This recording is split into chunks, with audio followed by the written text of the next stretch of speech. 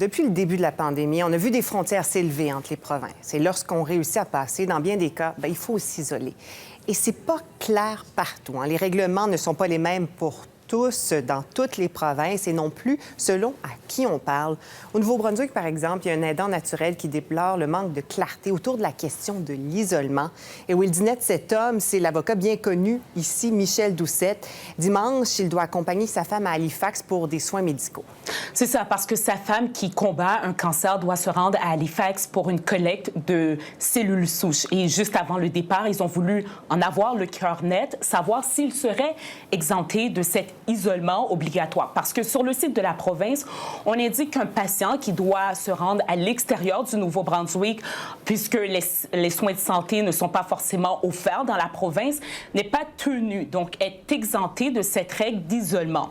Alors, ils ont voulu savoir à ce moment-là, est-ce que le proche aidant est aussi exempté de cette mesure-là? Donc, ils veulent avoir le cœur net.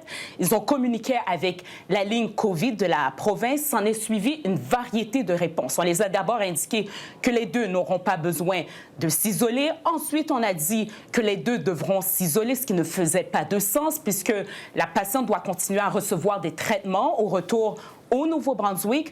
Une autre réponse a plutôt été que la patiente n'aura pas besoin de s'isoler, tandis que le proche aidant devra s'isoler. Et par la suite, autre réponse obtenue, c'est qu'il devrait plutôt avoir des documents. C'est une zone grise et une fois au poste frontalier, la décision sera prise. Et finalement, la réponse qu'ils obtiennent, c'est plutôt qu'il faut avoir une lettre de l'oncologue du Nouveau-Brunswick ainsi qu'une lettre du médecin traitant, ce que déplore finalement Michel Doucette, ce manque de clarté totale. On l'écoute. Moi, je déplore l'imprécision du règlement. D'une part, je crois que le règlement et les directives se doivent être plus précises.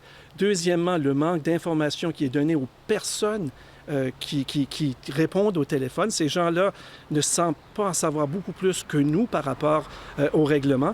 Et ensuite, cette espèce d'approche aléatoire où on semble tout remettre ça entre les mains de l'agent qui sera au poste frontalier la journée où vous allez traverser. Si c'est une directive, si c'est une règle qu'on veut mettre en œuvre, ça devrait être clair. Et pour nous, je ne veux pas avoir à vivre ce stress-là. Je ne veux pas que d'autres personnes aient à vivre ce stress-là.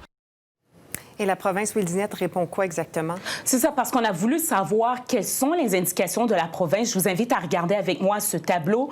On dit que les personnes qui se rendent au Nouveau-Brunswick pour recevoir des soins de santé et les Néo-Brunswickois qui reviennent dans la province après avoir reçu des soins de santé qui ne sont pas offerts au Nouveau-Brunswick ou dans les cas où le traitement a déjà commencé ne sont pas tenus de s'auto-isoler. Et si un patient a besoin qu'une personne soignante l'accompagne, celle-ci n'est pas non plus tenue de s'auto-isoler.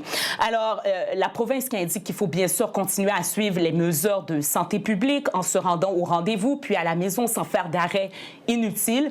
C'est une réponse directe que Michel Doucette aurait aimé avoir. Et bien sûr, ça occasionne un stress énorme, ce manque de clarté. Juste la maladie est déjà un stress énorme. Si on ajoute la pandémie, puis on ajoute maintenant cette incertitude aux frontières, ça aide certainement pas. Il demande donc plus de clarté et tout particulièrement pour les patients. Merci beaucoup, Will Dinette. Au plaisir.